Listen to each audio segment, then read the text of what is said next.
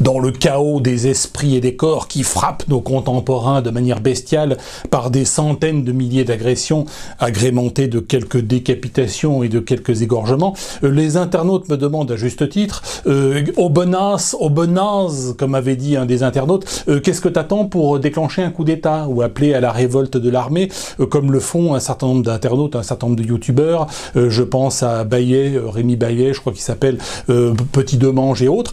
Alors d'abord, c'est très mal connaître l'armée. Hein. L'armée ne fera rien, ni à sa base, ni à sa tête, c'est tout à fait évident. Je vous renvoie à la très bonne vidéo que j'avais fait du général Philippe de Villiers, Pierre le Joli de Villiers de Saint-Ignon, hein, le frère de Philippe de Villiers, qui est une très bonne vidéo, qui résume bien la situation. Les militaires ne bougeront pas, hein. Les militaires ne feront rien, bien évidemment. Ils sont le pilier central qui soutient le régime, ils ne bougeront pas. Il faut bien comprendre qu'un guerrier est un mauvais soldat, et que le soldat est un mauvais guerrier. Donc pour être un guerrier, il faut déjà ne plus être un soldat. Alors c'est le grand fantasme du soldat, c'est d'être un guerrier, mais en réalité un soldat est fait pour obéir aux ordres. Et puis deuxièmement, prendre le pouvoir nécessite d'avoir une stratégie, d'avoir une doctrine politique, et jusqu'à présent, la doctrine politique alternative au système dans lequel nous sommes, eh bien c'était quelque chose comme ceci. C'était un petit peu Mein Kampf d'Adolf Hitler, et c'est une mauvaise nouvelle parce que ça fonctionne pas très bien, ça ne fonctionne même pas du tout. La bonne nouvelle, c'est qu'il y a aujourd'hui une alternative à cet opuscule qui est Demain l'âge d'or. Hein, Demain l'âge d'or, effectivement, première édition complète avec les 12 livres réunis, il s'appelle Chronique de la Reconquête. C'est l'objectif de cette vidéo, de vous présenter effectivement Demain l'âge d'or et cette alternative sérieuse pour prendre le pouvoir. Il faut une doctrine et c'est ce que je développe, c'est parti.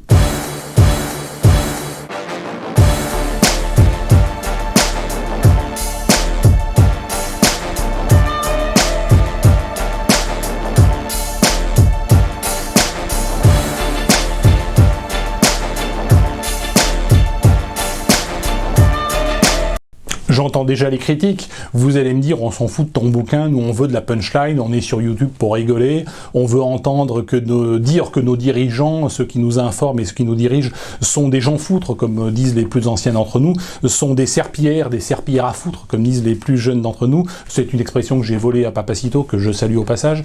Voilà, donc on veut de la punchline, sauf que la punchline n'est pas suffisante. Hein. La punchline, il faut, voilà, ça va un temps, mais à un moment donné, il faut travailler un petit peu sérieusement, et si on veut représenter une alternative aux gouvernants actuels, eh bien il faut creuser, il faut travailler un petit peu plus, même beaucoup plus. Que serait le judaïsme sans la Torah ? Eh bien, ce ne serait rien du tout et ça n'existerait pas.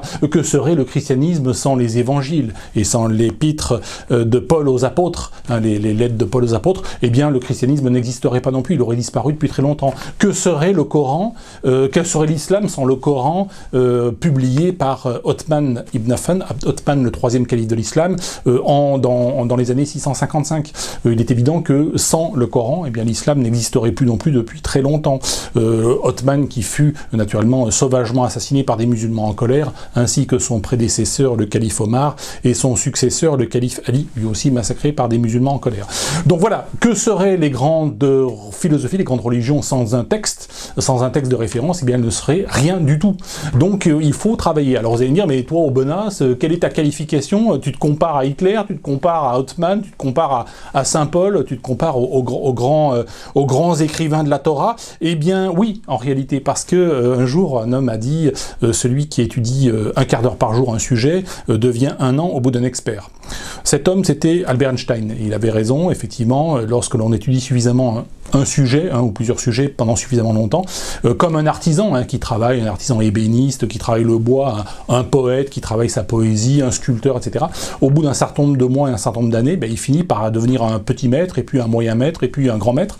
Moi, j'ai commencé à étudier au moins 1 heure par jour des sujets économiques, anthropologiques, philosophiques, historiques, que je développe dans Demain l'âge d'or. J'ai commencé en 1995. Nous sommes en 2020, ça fait un petit peu 25 ans. Donc voilà, donc la qualification elle vient de là. Il n'y a pas de génie, hein. Aubenas n'est pas un génie, c'est le génie du travail. Du travail. Même un type comme Einstein n'a pas trouvé E égale MC2, plus exactement E au carré égale MC2 au carré, c'est-à-dire l'énergie est équivalent à la matière. Il n'a pas trouvé ça en regardant des vidéos sur YouPorn, hein. D'autant plus que Internet n'existait pas. Donc c'est en travaillant, hein, c'est du travail. Alors le travail dans deux dimensions. Il y a une dimension, effectivement, il faut étudier les écrits et les maîtres qui nous ont précédés et s'asseoir sur leur tête pour voir plus loin qu'eux. Ça, c'est un premier élément, mais il faut aussi être capable d'apporter une plus-value.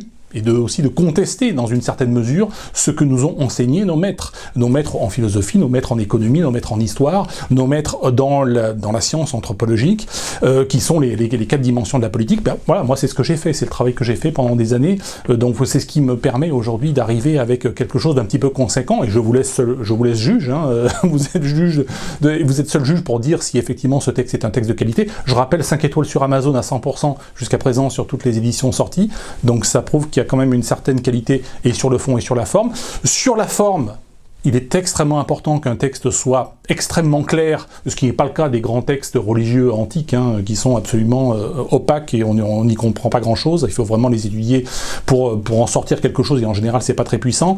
Quand vous lisez également des auteurs un peu plus récents comme Sartre, par exemple, que vous vous rendez compte que quand vous creusez un petit peu que le contenu n'est pas très très impressionnant, parce que la forme est extrêmement ardue. La forme est extrêmement importante. Moi je pense qu'un texte doit être beau. Le premier plaisir que doit prendre le lecteur, c'est le plaisir de lire un texte très littéraire, un texte très travaillé. Même si on n'est pas d'accord avec les idées, vous lisez Victor Hugo, vous lisez Zola, par exemple, vous n'êtes pas forcément d'accord avec leurs idées politiques ou leur philosophie politique, mais ces personnes étant de véritables écrivains, eh bien, vous prenez un plaisir immédiat à lire une prose de qualité. Je travaillais moi énormément sur la question de la poésie, j'ai lu énormément effectivement tout ce qui est Baudelaire, Verlaine, Gérard de Nerval, voilà, donc Stendhal, etc. Donc c'est vrai que travailler la forme permet également de progresser sur le fond. Ce qui se conçoit bien s'énonce clairement, et les mots pour le dire arrivent aisément, nous enseigne le très grand Nicolas Boileau. Donc le travailler sur la forme, c'est aussi travailler sur le fond. Alors sur le fond, Demain l'âge d'or, c'est un texte qui explore 4 dimensions. D'abord une dimension historique, c'est d'abord un livre d'histoire, et c'est d'abord un énorme livre d'histoire, puisque c'est un livre qui analyse, c'est une étude de texte de ceci, hein, de Mein Kampf d'Adolf Hitler qui pose des bonnes questions, mais qui n'apporte pas forcément les bonnes réponses, mais qui apporte parfois aussi des bonnes réponses, donc c'est toute l'ambiguïté. C'est un travail d'historien que ne peut pas faire un historien universitaire, et bien évidemment il serait tout de suite viré de la fac, il finirait éventuellement devant la 17e chambre correctionnelle et se retrouver peut-être dans la cellule d'à côté d'Hervé Ryssen, le malheureux, qui est encore en détention. Nous faisons tout pour qu'il soit libéré le plus rapidement possible, du moins avant Noël, mais bon, voilà où on en est aujourd'hui en France au niveau de la liberté d'expression. Donc je reviens sur l'aspect historique.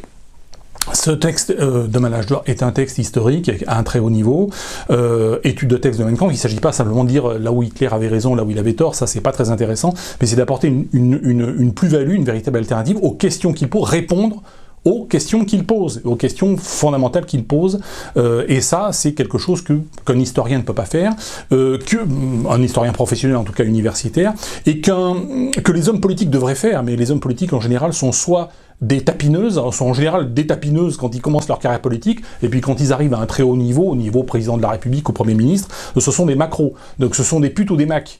Donc ce travail intellectuel qu'ils devraient faire, ben, ils ne le font pas. Et les universitaires ne le font pas pour des raisons de carrière professionnelle.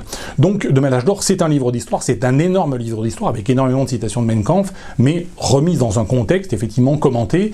Voilà, c'est aussi, Demain l'âge d'or, un livre de philosophie politique, et la philosophie politique que je défends, c'est l'éthique de la liberté qui dit « fais ce que tu veux », à condition de ne jamais porter matériellement et volontairement préjudice à autrui. Et l'application de cette philosophie, en tout cas la conséquence, c'est liberté d'expression sans limite, bien sûr, mais c'est aussi liberté de se défendre. Et à partir de là, la conséquence, c'est qu'on n'a pas besoin de la machine étatique pour se défendre véritablement, puisque chaque citoyen doit pouvoir exercer sa magistrature et être capable, lorsqu'il s'agit notamment d'un flagrant délit, eh bien d'abattre son agresseur ou de se laisser assassiner. Chacun est libre de raisonner en chrétien et de se laisser martyriser martyriser, ou de raisonner en païen et en franc, et de se défendre. C'est le principe de l'éthique. Et l'éthique permet effectivement d'atteindre ce graal de la politique, qui est le saint graal de la politique, c'est comment assurer plus de liberté, en même temps, et plus de sécurité. Donc l'application de l'éthique permet d'atteindre ce saint graal de la politique. Donc c'est de Manage d'Or, un énorme livre de philosophie politique, hein, qui va quand même très très loin et qui a des conséquences très importantes. Demain l'âge d'or, c'est aussi un livre, bien sûr, d'économie. Alors, un livre d'économie où j'explique que l'État, comment l'État est apparu, comment l'État s'est développé, comment l'État va disparaître, par quoi il va être remplacé, comment il va être remplacé. Donc, c'est un très grand livre d'économie. C'est aussi un livre d'économie où j'explore, où j'utilise la science économique pour expliquer que Lamarck avait raison face à Darwin, hein, dans la controverse sur l'évolution des espèces. Donc j'utilise la science économique aussi à un niveau auquel on ne l'avait jamais utilisé. J'explique aussi qu'Einstein avait raison lorsqu'il explique que notre univers est éternel, puisque j'ai une analyse économique cosmologique du développement de l'univers. Nous sommes dans un univers qui est à la fois fini et infini, avec une quantité de matière et d'énergie qui est limitée, hein, c'est E égale mc2, mais dans un univers en expansion, où l'espace-temps, lui, se développe. Et c'est cette tension entre des ressources limitées et un espace-temps qui est illimité, qui tend vers l'expansion exponentielle, qui crée l'évolution de la matière. Donc j'utilise la science économique pour expliquer ce qu'avait dit Einstein, c'est que l'univers dans lequel on est éternel. Donc je rentre pas dans le détail du détail, mais vous le verrez effectivement si vous lisez Demain l'âge d'or, et je vous invite à le faire. Donc c'est un énorme livre d'économie, à un niveau, les prix Nobel d'économie des 20 dernières années, à côté, ce sont des gamins qui jouent aux billes. C'est un très très très haut niveau. Mais tout ça, il n'y a pas de génie. C'est du travail, du travail, du travail, du travail. C'est du travail. Hein. Il faut bien comprendre cela. C'est du travail en liberté. C'est-à-dire que moi, je ne vais pas me faire virer d'une fac, en tant que prof de fac, je ne vais pas me faire virer parce que je ne suis pas dans la doxa. J'ai cette liberté-là de pouvoir explorer, d'aller plus loin. C'est d'ailleurs c'est comme ça qu'ont raisonné tous les grands penseurs du XVIIIe siècle, on dit les penseurs grecs, etc. C'est des gens qui n'étaient pas des fonctionnaires, c'est des gens qui étaient des indépendants, et s'ils sont devenus grands, c'est qu'à un moment donné, ils ont beaucoup travaillé leur maître, et puis ils ont été capables aussi d'apporter leur plus-value. Il n'y a que comme ça que ça peut fonctionner. Et c'est ce qui explique pourquoi les universitaires ne produisent rien, en réalité. Ce qui peut paraître surprenant, parce que vous avez quand même des milliers dans le monde d'universitaires, de docteurs dans toutes sortes de matières, et ils ne produisent rien, il n'y a pas d'innovation. L'innovation, elle vient toujours de l'extérieur. Elle vient toujours de gens d'outsiders, de gens qui sont outside du système. Ce qui est mon cas. Demain l'âge d'or, c'est aussi un livre d'anthropologie. Alors l'anthropologie, c'est ce qu'il y a de plus casse-gueule, parce que autant en économie, en philosophie ou en histoire, le grand public n'y connaît rien. Par contre, au niveau anthropologique, au niveau de l'étude des religions, par exemple, tout le monde a une idée très précise de ce que doit être un musulman, un juif ou un chrétien, et puis tout le monde a une idée très précise de ce que doit être la question raciale. Et donc j'aborde non seulement, je déconstruis les grandes religions dites abrahamiques, mais aussi j'aborde la question raciale abordée par Gobineau, abordée par Hans Günther, abordée bien évidemment par Lévi-Strauss, et je donne raison finalement à la fois à Lévi-Strauss et à Hans Günther qui viennent d'horizons politiques totalement différents. Hans Günther qui a été récupéré par la propagande nazie, qui était le grand anthropologue allemand des années 20, des années 30, et Lévi-Strauss qui dans les années 50, 60, 70 a été le père de l'anthropologie moderne, mais qui finalement conclut à la même chose, c'est qu'effectivement les races existent, elles ont été formées au cours des millénaires de l'évolution, avant même que nous sélectionnions les animaux pour en faire des animaux, des races d'animaux domestiques, les chevaux, les poules, les cochons, etc., eh bien les êtres humains, et c'est l'une de mes grandes théories, se sont sélectionnés en tant que chasseurs et chasseurs-cueilleurs, et c'est finalement ce que dit Lévi-Strauss sans aller jusqu'au bout de son raisonnement, mais c'est ce qu'il finit par avouer, quand on lit un petit peu entre les lignes de Lévi-Strauss, qui est le père de l'anthropologie moderne, voilà. Donc j'apporte effectivement une plus-value là aussi en termes de réflexion anthropologique. Là aussi, je vais sur un domaine dans lequel les anthropologues universitaires ne peuvent pas aller. Donc, Demain l'âge d'or, c'est un énorme livre à la fois d'histoire, à la fois de philosophie politique, à la fois d'anthropologie et d'économie, parce que c'est un livre que j'ai simplement travaillé. Voilà, c'est un texte, il faut énormément travailler. Et grâce à cela, eh bien, on a les moyens aujourd'hui, de se projeter dans l'avenir et de se dire que nous allons, bien sûr, dans le chaos, nous allons vers un chaos économique et social absolument indestructible, vers probablement même des guerres civiles en Europe, aux États-Unis et ailleurs, ça c'est évident. Mais derrière ce chaos, eh bien, il y a quand même une lumière. Et il est important aujourd'hui que vous fassiez un choix, est-ce que je suis un maître ou un esclave? Les esclaves se contentent de regarder des vidéos YouTube et de regarder la télévision et de suivre le mouvement, et puis les maîtres sont des gens qui se disent je vais prendre mon destin en main et je vais monter en compétence et je veux aller plus loin, et à ce moment-là il faut choisir une identité. Un maître, c'est quelqu'un qui choisit une identité. Alors votre identité, ça peut être le djihad. Si vous choisissez l'islam et le djihad, soyez un djihadiste au top niveau. Ça peut être le sionisme. Si votre identité c'est l'identité sioniste, eh bien vous soyez un sioniste au top niveau. Ou alors ça peut être l'identité européenne arienne, et là aussi si vous êtes un franc, si vous n'êtes pas un soumis, eh bien choisissez cette identité, mais donnez-vous les armes pour explorer cette identité. Lisez Demain l'âge d'or et faites la synthèse entre ce que vous lisez et bien sûr ce que vous savez, puisque forcément d'une personne à l'autre la synthèse ne sera pas la même, et c'est une bonne chose. Et demain, moi je serai très heureux et je serai très fier de pouvoir lire ce que vous aurez pu écrire aussi sur ce sujet, parce que moi je me suis assis sur la tête des géants pour voir les géants du passé, pour voir plus loin. Vous, demain, asseyez-vous sur ma tête pour, à votre tour, voir plus loin, c'est un jeu de relais, et tant mieux si demain je suis remplacé, tant mieux si demain je suis dépassé. Aujourd'hui, moi, j'ai dépassé ça, d'accord, mais demain, à vous de dépasser ça, voilà. C'est le sens de l'histoire, c'est le but de l'histoire, et c'est comme cela que fonctionne notre civilisation. Les destructions créatrices, c'est important. Vous êtes des francs, vous n'êtes pas des soumis, donc choisissez entre être un maître ou être un esclave. Si vous choisissez être un maître, eh bien, choisissez l'identité qui vous convient, et dans tous les cas, restez un fanatique, restez un radical, restez totalement déterminé, totalement opiniâtre dans votre combat, comme j'ai pu l'être et comme je continue de l'être. Naturellement, je vous dirai comme Jésus qui m'aime me suive, et je vous dis à bientôt pour de nouvelles aventures. Merci.